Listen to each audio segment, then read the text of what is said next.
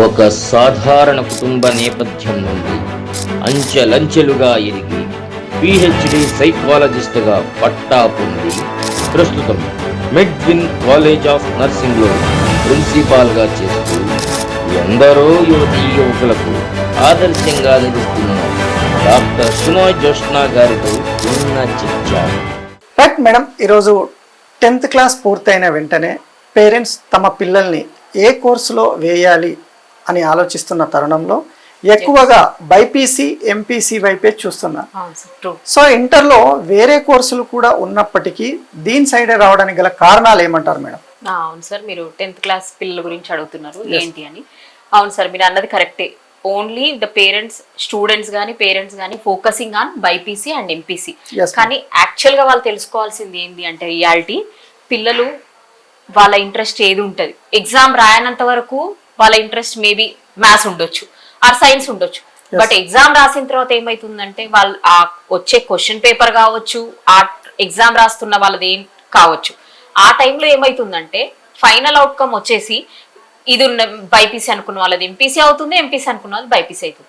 And ఇంకోటి ఏమవుతుందంటే ఇట్లాంటి పేరెంట్స్ కానీ స్టూడెంట్స్ కానీ నాకు అప్రోచ్ అయినప్పుడు యాజ్ ఎ ప్రిన్సిపల్ గా వాళ్ళకి ఏంటి అంటే ఇప్పుడు వాళ్ళ ఇన్ఫ్లుయెన్స్ లైక్ సరౌండింగ్స్ వాళ్ళు ఉండొచ్చు, రిలేటివ్స్ ఉండొచ్చు, సిబ్లింగ్స్ ఉండొచ్చు, ఎవరన్నా వాళ్ళు అట్లా అయ్యారు మా పిల్లల్ని కూడా అట్లా చేద్దామని. వాళ్ళకు అది ఫైనాన్షియల్ స్టేటస్ ఉందా లేదా, దే ఆర్ ఎడ్యుకేటెడ్ ఆర్ ఫార్మర్సా అదని కాదు, వాళ్ళు ఎలా అయ్యారు మన పిల్లల్ని కూడా అలా తీర్చిదిద్దుదామని. ఇప్పుడు ఏంటంటే వాళ్ళ సెల్ఫ్ ఇన్ఫ్లుయెన్స్ కాకుండా మన ఫ్యామిలీ బ్యాక్గ్రౌండ్ ఏంటి, మన పిల్లోడి స్తోమత ఏంటి అని ఆలోచించకుండా ఏది అన్నట్టు బయట వాళ్ళని చూసి చేస్తున్నారు అనమాట. ఇట్లా అలాంటి వాళ్ళకి ఏం చెప్తున్నా అంటే, అండ్ ఇంకోటి బైపీసీ ఎంపీసీ రెండే లేవు స్ట్రీమ్స్ ఇంటర్లో. ఎంఈసీ ఉన్నాయి, సిఈసీ ఉన్నాయి, హెచ్ఈసీ ఉంది అలా. కానీ అవన్నీ అవేర్నెస్ లేకుండా తెలియక రావట్లేదు. బట్ ఓన్లీ ఫోకస్ అంతా ఏముందంటే సొసైటీలో ఇవాళ రేపట్లో ఓన్లీ బైపీసీ ఎంపీసీ, బైపీసీ చేస్తే డాక్టర్ అవుతారు, ఎంపీసీ చేస్తే ఇంజనీరింగ్ అని. రైట్ మేడం, ఇక్కడ బైపీసీ ఎంపీసీ అని మీరు చెప్తున్నప్పటికీ కూడాను ఇక్కడ చాలా వరకు ఎంపీసీ సైడ్ ఎక్కువ వెళ్తున్నారు, ఈ బైపీసీ సైడ్ కూడా ఆపర్చునిటీస్ అనేటివి తక్కువగా ఉన్నాయి అనేటువంటిది కూడా పేరెంట్స్ లో ఒక అపోహ ఉంది మేడం. అంటే అవగాహన రాహిత్యమా లేకపోతే పబ్లిసిటీ చేయకపోవడమా కాలేజెస్, ఏదైనప్పటికీ కూడా ఎంపీసీ సైడ్ అంటే ఇంజనీరింగ్ సైడ్ ఎక్కువ ఆపర్చునిటీస్ ఉంటున్నాయి అని అటు సైడ్ వెళ్ళేటువంటి అవకాశాలు కూడా ఎక్కువగా కనిపిస్తున్నాయి. అంటే బైపీసీలో లేవంటారా మేడం? ఎందుకు లేవండి, బైపీసీలో. బైపీసీ అంటే అందరికి ఫస్ట్ వచ్చేది ఎంబీబీఎస్. కానీ ఎంబీబీఎస్ తర్వాత చాలా ఉన్నాయి. ఏంటంటే బీడీఎస్ ఉంది అంటే డెంటల్ డాక్టర్, అండ్ బీపీటీ ఉంది అంటే ఫిజియోథెరపీ, అండ్ బిఎస్సి నర్సింగ్ ఉంది, బి ఫార్మసీ ఉంది, ఫార్మ్ డి ఉంది, ఇంకా వేరే ఇంకా ఇవన్నీ degree courses affiliated, bachelor of degree. ఇంకా అవి కాకుండా వేరే నార్మల్ బిఎస్సి ఆనర్స్ కూడా ఉన్నాయి. బిఎస్సి ఆనర్స్ సైన్స్ ఉంది, బిఎస్సి ఆనర్స్ లో సైన్స్ ఉంది, ఆర్ట్స్ ఉంది. సైన్స్ లో వచ్చేసి మనకి ఏంటంటే బాటనీ, జువాలజీ అట్లాంటి సబ్జెక్ట్స్, మైక్రోబయాలజీ అట్లా, సైకాలజీ, పబ్లిక్ హెల్త్ అలాంటి చాలా సబ్జెక్ట్స్ ఉన్నాయి. బట్ అందరికీ ఆ అవేర్నెస్ లేదు. ఎందుకంటే వాళ్ళు only what is what, first ఏంటి ప్రిఫరెన్స్ దాన్నే ట్రై చేద్దాం. ఫస్ట్ రీచ్ అవ్వకపోతే ఎంబీబీఎస్ రాలేదు, సపోజ్ మన అమ్మాయికి ఎవరికో ఫైనాన్షియల్ గానో లైక్ నీట్ పరంగానో అట్లా రాలేదు, రాకపోగా అప్పుడు they are stepping into second chance ఏముంది అని చూస్తున్నారు. అలాంటిది వాళ్ళకి అట్లా ఎవరైనా గైడెన్స్ లైక్ ఎడ్యుకేషనల్ కౌన్సిలర్ ని కలవడం గానీ అట్లాంటిది ఏమన్నా చేస్తే వాళ్ళకి. ఇక్కడ విద్యా వ్యవస్థలో లోపం ఉందంటారా మేడం? ఎందుకంటే పబ్లిసిటీ బైపీసీ గురించి చేయకపోవడము అలాంటిది ఏమైనా ప్రాబ్లం ఉందంటారా గవర్నమెంట్ సెక్టర్ నుండి? గవర్నమెంట్ సెక్టర్ అట్లా అని కాదు, కానీ ఇప్పుడు parent and student they should get awareness. ఇప్పుడు ఎన్ని లేవండి, గూగుల్ యూట్యూబ్ ఆన్ చేస్తే ఎన్ని ఉన్నాయి కనిపిస్తున్నాయి. అండ్ నేను ఇప్పుడు ఈ ఇంటర్వ్యూ చేయడం కూడా అవేర్నెస్ ఎడ్యుకేషనల్ గురించి చెప్పడమే. ఇవన్నీ దీని గురించి అంటే నేను చెప్తున్నా, బట్ అది ఎంతవరకు రీచ్ అవుతుందో నాకు తెలియదు. ఎట్లయినా నేను ఆఫీస్ లో ఉండడం, బట్ ఎంత యూజ్ చేసినా మీడియా, బట్ ఇట్లా ఇంటర్వ్యూ ఇస్తే తెలియని వాళ్ళకి ఇంకా తెలుసుకుంటారని నేను చిన్న ఒక ఇంటర్వ్యూ రైట్ మేడం. అయినప్పటికీ కూడా ఇప్పుడు మనం గనక చూసుకున్నట్లయితే నిరుద్యోగ సమస్య అనేది పెరుగుతుంది మేడం. అంటే ఎవ్రీ ఇయర్ స్టూడెంట్స్ అనే వాళ్ళు పెరుగుతూ ఉన్నారు. డిగ్రీస్ కంప్లీట్ చేసేసి పీజీస్ కంప్లీట్ చేసేసి నిరుద్యోగ సమస్య అనేది పెరుగుతుంది మేడం. అంటే దీనికి గల కారణం ఏంది? అందరూ చదువుకోవడం వల్ల జాబ్స్ రావట్లేదా, లేకపోతే ఎడ్యుకేషన్ సిస్టంలో ఏదైనా లోపం ఉండి వాళ్ళు జాబ్స్కు అర్హులు అవ్వడం లేదా? అంటే సార్ మీరు అడిగిన క్వశ్చన్ కి ఏంటంటే ఇప్పుడు ఎడ్యుకేషన్ అనేది ఓన్లీ కాలేజ్ ప్రిమిసెస్ వరకు వస్తుంది. ఎస్ ఎడ్యుకేషన్ అనేది క్లాస్ రూమ్ లో వరకే వెళ్తుంది, but it is not going developing to the work career. ఇప్పుడు వన్స్ ఇప్పుడు సపోజ్ మా కాలేజ్ పిల్లలే ఉన్నారు బిఎస్సి, ఇప్పుడు థియరీలో ఫస్ట్ క్లాస్ డిస్టింక్షన్ ఉన్నాయి, Yes, కానీ బయటకు వెళ్ళిన తర్వాత once they want to go for the training వెళ్ళాలంటే, ఒక పేషెంట్ ని పట్టుకోవాలి, ఒక ఇంజెక్షన్ ఇవ్వాలంటే దే ఆర్ నాట్ ఎలిజిబుల్. అంటే ఎందుకు మేడం ఇక్కడ ప్రాక్టికల్ నాలెడ్జ్ అనేది లేదంటారా? ప్రాక్టికల్ కూడా ఉంది, బట్ ఇది ఎట్లా అవుతుందంటే పిల్లలు ఏదో తీసుకోవాలనుకున్నారు, ఎస్ లైక్ ఇంటర్ లో వాళ్ళు ఏదో తీసుకోవాలనుకున్నారు, ఎస్ లైక్ ఎంపీసీ అట్లా తీసుకోవాలనుకున్నారు, బట్ పేరెంట్స్ ఇన్ఫ్లుయెన్స్ వల్ల కానీ ఏదో సరౌండింగ్స్ ఇన్ఫ్లుయెన్స్ వల్ల సొసైటీ ఇన్ఫ్లుయెన్స్ వల్ల ఏమవుందంటే వీళ్ళకు బైపీసీ తీసుకోవడం జరిగింది. వీళ్ళకి యాక్చువల్లీ ఆ సబ్జెక్ట్ ఇంట్రెస్టే లేదు, అయినా కూడా because of force or something అట్లా వచ్చి జాయిన్ అయిపోయారు. ఇప్పుడు నేనెంత చెప్పినా కూడా నేనెంత వరకు ఓన్లీ నేను చెప్తాను, but parents is the more influence, they are the people to pay the fees and all. అట్లా దాని వల్ల ఏమవుతుందంటే వాళ్ళకి ఇంట్రెస్ట్ లేక ఇక్కడ ఏమవుతుంది, వాళ్ళు చదివింది ఒకటి, they are not having interest. మళ్ళీ ఇప్పుడు సపోజ్ బిఎస్సి ఎగ్జాంపుల్ మనం ఇదే తీసుకుందాం, పిఎస్సి నర్సింగ్ అయిపోయిన పిల్లలు ఉన్నారు, దీంట్లో మంచి స్కోర్ ఉంది, బట్ పీజీకి వెళ్ళే వరకు they are not going this work career. అక్కడ వాళ్ళు మళ్ళీ దాన్ని బ్రేక్ చేసేసి వాళ్ళకి ఇష్టం ఉన్న దాంట్లో వెళ్తున్నారు. Suppose like MSc psychology, MA psychology or hospital management, అంటే మన బిఎస్సి నర్సింగ్ చేసిన వాళ్ళకి చాలా స్కోప్స్ ఉన్నాయి పీజీలో చేయడానికి. అట్లా దాని వల్ల MSc psychology and hospital administration or public health గానీ ఏదైనా చేసుకోవచ్చు. బిఎస్సి నర్సింగ్ చేసినప్పుడు ఇది ఒక్కటే పీజీ చేయాలని, ఎంఎస్సి నర్సింగే చేయాలని లేదు, ఇట్లా మల్టిపుల్ ఆప్షన్స్ ఉన్నాయి. అట్లా పిల్లలు most of the people they are looking for MSc psychology గానీ ఎంబీఏ హాస్పిటల్ అడ్మినిస్ట్రేషన్. ఆ రెండు చేయడం వల్ల ఏమవుతుందంటే పిల్లలు అబ్రాడ్కి వెళ్ళే ఛాన్స్ ఉంది. ఈవెన్ బిఎస్సి నర్సింగ్ లో కూడా చాలా స్కోప్ ఉంది, బట్ వాళ్ళకి ఇంట్రెస్ట్ లేనప్పుడు, ఇప్పుడు పేషెంట్ హాస్పిటల్ అవన్నీ ఇంట్రెస్ట్ లేనప్పుడు హౌ ఇట్ కెన్ బి. అందుకని వాళ్ళు డిఫరెంట్ మళ్ళీ ప్రొఫెషన్ పీజీలో ఎంచుకొని వాళ్ళు ఆ స్పెషలైజేషన్ చేసుకొని వెళ్తున్నారు. అవి ఇక్కడ ఉన్నాయి, ఇప్పుడు మనకు అబ్రాడ్ లో కూడా ఉన్నాయి. అట్లా పిల్లలకి నేను సజెషన్ ఇచ్చింది కూడా చాలా వరకు ఉన్నారు. Okay okay madam, right madam. ఇంకా ఏంటంటే ఎడ్యుకేషన్ గురించి గనక మనం మాట్లాడుకున్నట్లయితే, ఒకప్పుడు ఉన్నటువంటి ఎడ్యుకేషన్ సిస్టమ్ కు ఈ రోజు ఉన్నటువంటి ఎడ్యుకేషన్ సిస్టమ్ లో చాలా మార్పులు అనేటివి వచ్చాయి. ఏంటంటే ఈరోజు ఎడ్యుకేషన్ సిస్టమ్ అనేది కమర్షియల్ ఆర్ బిజినెస్ గా తయారైంది అనేటువంటి మాట అనేది వరల్డ్లో ఎక్కడ విన్నప్పటికీ కూడా వినిపిస్తుంది. ఎందుకంటే ఎంబీబీఎస్ అనేది మన భారతదేశంలో చేయొచ్చు, అదర్ కంట్రీలో చేయొచ్చు, అక్కడ నుంచి ఇక్కడికి తీసుకొచ్చి మళ్ళీ మనం ప్రాక్టీస్ చేయొచ్చు అనేది. అంటే ఇదంతా కూడా ఒక బిజినెస్ కమర్షియల్ లాగానే కనిపిస్తుంది అనేటువంటిది కూడా పేరెంట్స్ నుంచి కానీ మన విద్యావేత్తల నుంచి కానీ వినిపిస్తున్నటువంటి మాట. దీనిపై మీరేమంటారు మేడం? సార్ ఇప్పుడు మీరు అంటున్న క్వశ్చన్కి ఏంటంటే, ఇప్పుడు కాలేజ్ ఇప్పుడు ఉంది, వీళ్ళు ఏం చేస్తున్నారంటే ఓన్లీ కార్పొరేట్ కాలేజెస్ అని చూస్తున్నారు. గవర్నమెంట్ అంటే అక్కడ ఏం వస్తుంది మనకు, ఫ్రీ ఎడ్యుకేషన్ అట్లా అని ఉంది.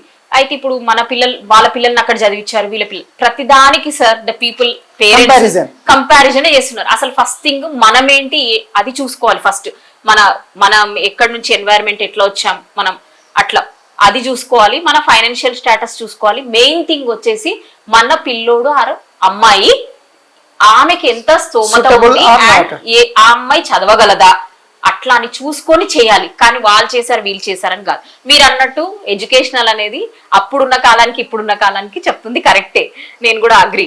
అదేంటంటే అంత కమర్షియల్ అదని. ఇప్పుడున్న వాళ్ళు ఏం చూస్తున్నారంటే బ్రాండ్, లైక్ అంటే ఐ డోంట్ వాంట్, నేను నేమ్స్ తీసుకోవాలనుకోలేదు, నేమ్స్ కార్పొరేట్ గాని ఏదన్నా ఉన్నాయి.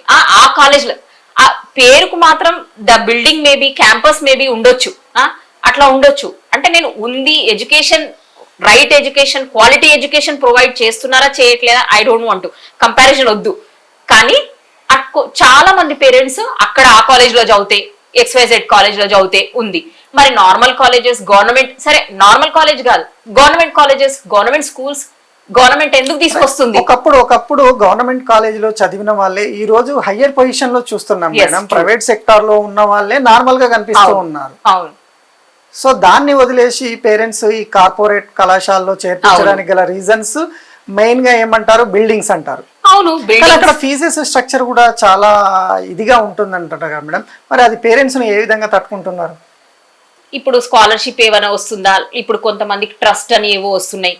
ఇంకోటి అంటే వాళ్ళ పిల్లలు చదవడమే వాళ్ళకి కావాలా, అదే అంటే పక్కన వాళ్ళని ఇన్ఫ్లుయెన్స్ అదంతా వాళ్ళు చదివిచ్చారు మేము ఎందుకు చదివియలేము, వాళ్ళ పొలాలు ఇప్పుడు సపోజ్ ఎడ్యుకేటెడ్ వాళ్ళు అయితేనేమో ఓకే, వాళ్ళు ఎట్లన్నా చేస్తారు లోన్స్ తీసుకొని, ఎడ్యుకేషనల్ లోన్స్ అండ్ ఆల్ అట్లా. ఇప్పుడు ఇల్లిటరేట్ పీపుల్ ఉన్నారు, ఫార్మర్ వాళ్ళు ఉన్నారు, వాళ్ళు ఏం చేస్తున్నారు, ఇప్పుడు ఆ పొలాలు ఉంటాయి అవి అమ్ముకొని, ఇప్పుడు అవి అమ్మేస్తున్నాము, వాళ్ళు ఏం చదివి వాళ్ళు మళ్ళీ మనకు పెడతారా అన్నది ఆలోచిస్తలేరు, కానీ మనం ఇప్పుడు పెట్టాల్సిందే వాళ్ళు చదవాల్సిందే అని అట్లా.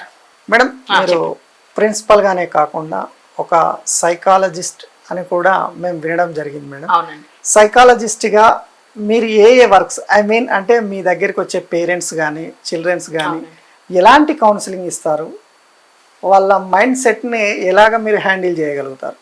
ఓకే, మోస్ట్లీ అయితే నా దగ్గరకు వచ్చే వాళ్ళైతే ఎడ్యుకేషనల్ గురించి అండి. అండ్ ఇప్పుడు కొంచెం అవేర్నెస్ వస్తుంది మేడం సైకాలజిస్ట్ అని, అంటే సర్కిల్ పెరగడంతో. అప్పుడు వాళ్ళకు లైక్ ఏమైనా ఫ్యామిలీ ప్రాబ్లమ్స్ కానీ ఏమైనా హెల్త్ ఇష్యూస్ ఉన్నప్పుడు కూడా the people are going in to depressed.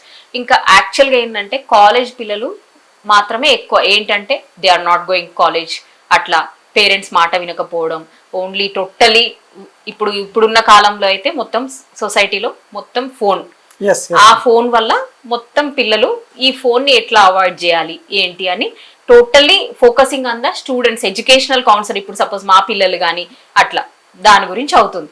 And mostly ఇంకా వీళ్ళు ఎవరు ఆల్కహాలిక్ వాళ్ళు కానీ అట్లా. అండ్ ఫీమేల్ అయితేనేమో health issues like female issues, PCOD అట్లా కానీ అట్లా, దానివల్ల కౌన్సిలింగ్ అట్లా ఇవ్వడం జరుగుతుంది. Right madam. ఇప్పుడు మీ కాలేజ్ వచ్చేసి మెడ్విన్ కాలేజ్ మేడం, అంటే BSc nursing of Medwin college కదా మేడం. సో మీ కాలేజీలో బిఎస్సి నర్సింగ్ చేసే పిల్లలను అట్రాక్ట్ చేయడానికి మీ కాలేజ్ ఎలాంటి చర్యలను తీసుకుంటుంది, ఎందువల్ల మీ కాలేజీలో పిల్లల్ని జాయిన్ చేయాలి?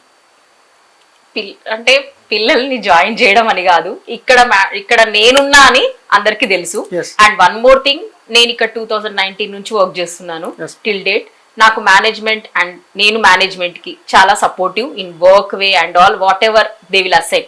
వాళ్ళు ఏ వర్క్ చేసినా వాళ్ళు చెప్తున్నారు నేను చేస్తున్నా అని కాకుండా నా వర్క్ ఏంటో నేను నా వర్క్ చేసేసుకుంటున్నా. And no problem, no issues in this. వేరే ఆప్షన్స్ వస్తున్నాయి అని కాదు, బట్ వేరే ఆప్షన్స్ వస్తున్నాయి, ఇట్ ఈస్ ఇన్ అవుట్స్కర్ట్స్, నా ఫ్యామిలీకి అదంతా అంటే లైక్ డిస్టెన్స్ పరంగా కానీ ఇంట్లో చూసుకోవడం వల్ల కానీ అట్లా కొంచెం ప్రాబ్లం. ఇదైతే ఏంటి అంటే సిటీ సెంటర్లో ఉంది, అండ్ అడ్మిషన్ కూడా ఒకటి ఈజీ ట్రాన్స్పోర్ట్, ఏ సైడ్ నుంచి వచ్చినా ద పీపుల్ ఇక్కడ జాయిన్ అయ్యే వాళ్ళు ఎట్లా ఉంటారంటే like surrounding like Sangareddy, Vikarabad, Mahabubnagar, Nagarkurnool అట్లా నుంచి వచ్చే వాళ్ళు ఉన్నారు. అండ్ వన్ మోర్ థింగ్ ఏంటంటే మెడ్విన్ అనేది లాంగ్ స్టాండ్ నుంచి ఉంది. And earlier it was hospital, ఇప్పుడు మెడ్విన్ ఇంకా సెంటర్ లో ఉంది. అండ్ ఇంకోటి చెప్పొచ్చు, నేను గొప్ప అని కాదు, నేనున్నా అని కూడా ద పీపుల్ విల్ కమ్ అట్లా. ఎందుకంటే నేను వచ్చినప్పుడు మంచిగా వాళ్ళు అంటే నేను మాట్లాడే విధానం పేరెంట్స్ కి కానీ స్టూడెంట్స్ కి నచ్చడం.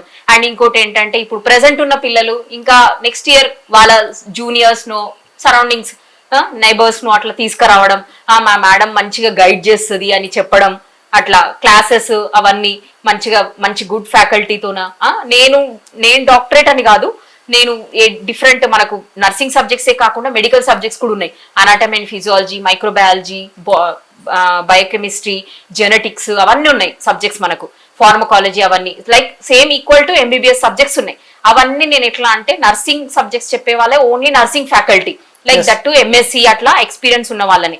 అండ్ వన్ మోర్ థింగ్, ఇప్పుడు నాన్ మెడికల్ ఇప్పుడు అంటే టోటల్లీ మెడికల్ సబ్జెక్ట్స్ ఉన్న వాళ్ళకి ఏంటి అంటే I prefer to the doctors. And మళ్ళీ మనకు బుక్స్ ఆథర్స్ రాసిన వాళ్ళు ఉంటారు కదా, అట్లాంటి వాళ్ళు కూడా మన దగ్గర చెప్పే వాళ్ళు ఉన్నారు, part time lecturers, we'll considered as part time lecturers అట్లా. దాన్ని బట్టి ఇట్లా మెడ్విన్ అనేది ఇట్లా మెడ్విన్ కాలేజ్ ఇట్లా ఉంది అనమాట. Right madam. సైకాలజిస్ట్ కదా మేడం మీరు, యాజ్ ఏ ఉమెన్ గా ఉమెన్స్ కి ఎలాంటి సజెషన్స్ ఇస్తారు, వాళ్ళు మీ దగ్గరికి ఎలాంటి ప్రాబ్లమ్స్ వస్తారు, వాళ్ళకి ఎలాంటి సొల్యూషన్స్ మీరు ఇవ్వగలుగుతారు మేడం? ఓకే, ఉమెన్ యాక్చువల్గా అయితే నేనైతే ఎట్లా అండి సజెషన్ ఎట్లా ఇస్తా అంటే కంపల్సరీ మనం ఇండిపెండెంట్ ఉండాలని చెప్తాను. First of all they should have their own value, వాళ్ళకంటూ వాళ్ళకు కాన్ఫిడెన్స్ లెవెల్ ఉండాలి. ఎందుకంటే ఉండొచ్చు some situations will come, life లో అప్స్ అండ్ డౌన్స్ ఉంటాయి, కానీ నేను దాన్ని అట్లని కాకుండా నేను ఎట్లా ఎడ్యుకేట్ చేస్తానంటే నా స్టూడెంట్స్ కానీ నా ఫ్యాకల్టీ కానీ ఆర్ జనరల్ పీపుల్ ఎవరైనా ఉండండి, but the women should be independent. తనకు వచ్చింది ఏదో అకార్డింగ్ టు దేర్ క్వాలిఫికేషన్ కానీ ఏదున్న ప్రొఫెషన్ తనంత తను ఎవరిపైన ఆధారపడకుండా, ఈవెన్ హస్బెండ్ కూడా అట్లా, నాన్న పేరెంట్స్ గాని అట్లా. ఇఫ్ అన్మ్యారీడ్ అయితే పేరెంట్స్ పైన నువ్వు చదువుకున్నావు కాబట్టి యూ షుడ్ బి ఇండిపెండెంట్. నువ్వు నీ వరకు నువ్వు సొంతంగా బతికేలాగా నేను అట్లా చెప్తాను. You should know your values. You should what ever మీరు ఏది చదివారో దాన్ని ఉపయోగించుకోండి ఇన్ వర్క్. అట్లా నాకైతే అది ఒక కాన్ఫిడెంట్. అట్లా compulsory the women should be independent. అది ఒక్క లైన్ నేను చెప్పగలను. Right thank you madam. మా డే టు డే న్యూస్ ఛానల్కి వచ్చి ఇంటర్వ్యూ ఇచ్చినందుకు ధన్యవాదాలు.